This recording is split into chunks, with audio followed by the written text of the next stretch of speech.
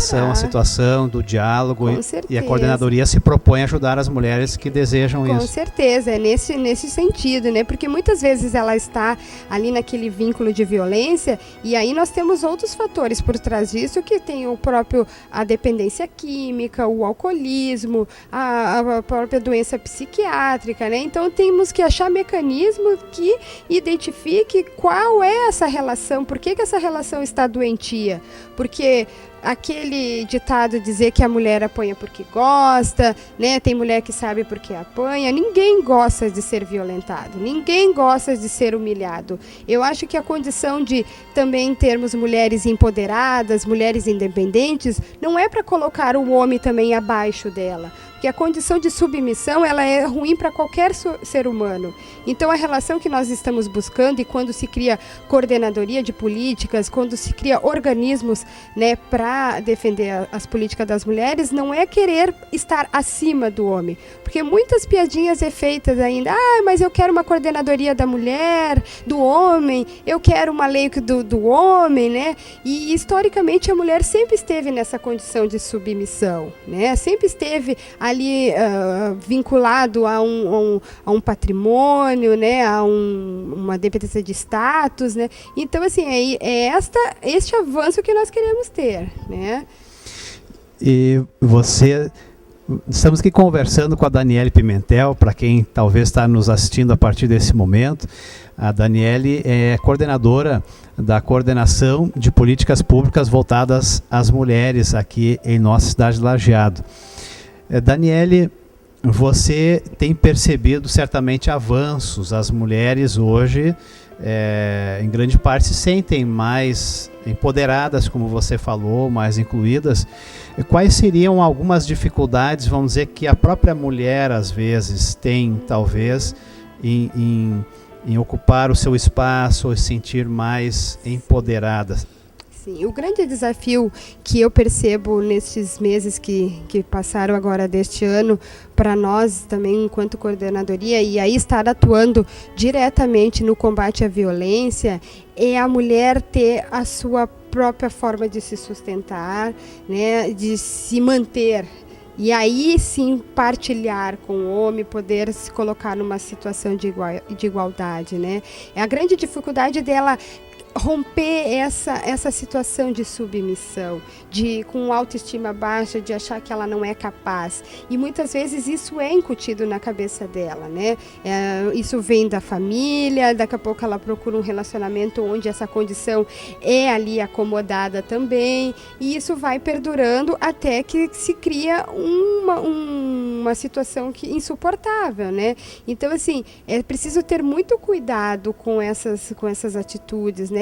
E nós mencionávamos, pastor, que uma preocupação e aí uma atenção também com as crianças, que muitas vezes elas trazem essa questão da violência para fora, né?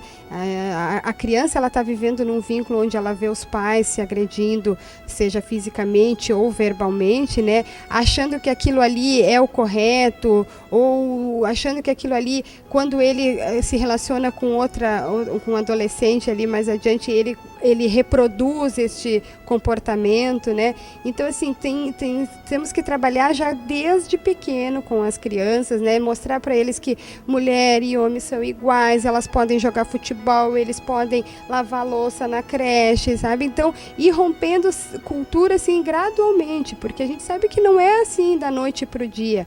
E existe bastante esta possibilidade quando há uma rede de informação dizendo, olha, a gente quer igualdade, a gente quer diminuir essas desigualdades de gênero, né? E é esta preocupação que a gente tem. Muito interessante essa conversa. Eu gostaria de fazer uma pergunta talvez ao inverso. Sim. Daniele, olhando agora do seu ponto de vista da coordenadoria, olhando para o homem, para o homem que talvez está lá ao lado ou perto dessa mulher que procura um apoio talvez na coordenação. Sim. O que vocês enxergam no homem?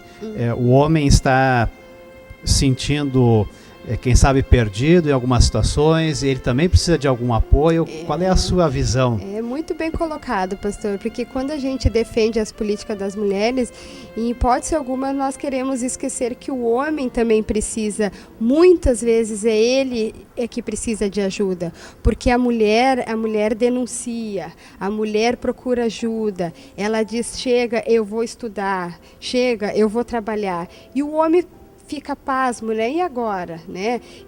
Mas eu sempre bebi, eu sempre bati nela, eu sempre, né? Aquela rotina sempre deu certo. E aí quando ela sai dessa, quando é rompido isso e sai dessa rotina, esse homem muitas vezes ele regride, né? Ele precisa também, e há uma previsão na Lei Maria da Penha que o homem, o agressor, ele precisa sim ser reeducado, ele precisa sim saber, né, porque a previsão da lei é que a família sempre se prevaleça, né, que não há, quando há uma separação de corpos é para que rompa-se o vínculo de violência, e nenhuma hipótese é para dizer que eles precisam se separar de fato.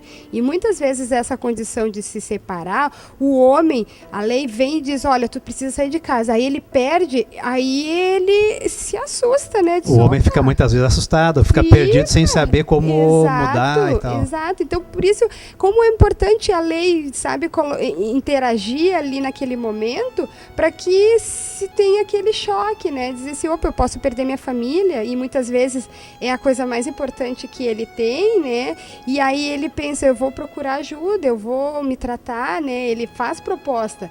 E aí é um desafio muito grande, né, que a gente tem de estar dando esse acompanhamento para este homem, né, e de fato nós temos sim que ter esse mecanismo de acompanhar este homem, de que ele vá fazer o seu tratamento alcoólico, que ele saia das drogas e que ele valorize a mulher que ele tem, porque se nós formos fazer hoje uma reflexão, isso é em todas as classes sociais. Quando uma mulher ela ganha um pouquinho a mais, né? Ela compartilha ali o pão nosso de cada dia, para alguns homens isso não é uma coisa, né, boa. Mas para outros já é uma visão assim, que bom que eu tenho ela para estar ali comigo, me ajudando, dividindo as nossas contas, né?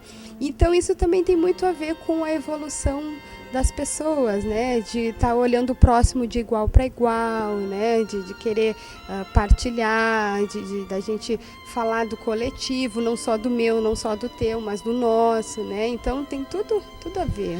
Porque às vezes se diz que a mulher ela tem mais flexibilidade no sentido de procurar opções, e ela vai atrás, e em muitos momentos o homem, às vezes ele não tem tanta agilidade no sentido de fazer mudanças na vida dele, de novas perspectivas. Isso é verdade, isso a gente identifica muito, assim, sabe? Numa audiência de Lei Maria da Penha, ele promete que nunca mais vai fazer isso, né? Ele vai ali, só que o fato dele dizer que nunca mais ele vai fazer aquilo é para garantir que ela retorne, né? E aí o que entra?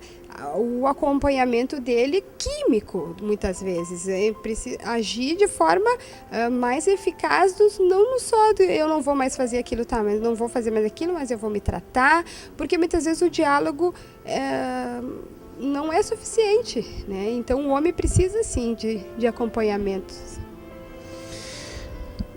Muito bem, estamos tendo uma conversa, um diálogo com Daniele Pimentel, da coordenação de políticas voltadas às mulheres aqui em Lajeado. Daniele, nós estamos chegando ao final do nosso programa aqui no Castelo Forte de hoje.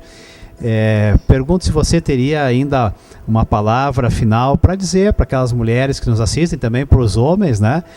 Quem sabe antes de nós encerrarmos então a nossa conversa. Pastor, então eu gostaria de convidar a todas as mulheres, né, a estarem assim engajadas nesta causa de uma mulher ajudar a outra, incentivá-las a buscar ajuda, de incentivá-las a voltar a estudar, a elevar a sua autoestima. Hoje o acesso aos meios estão muito mais fáceis, né? É uma questão da gente dar um basta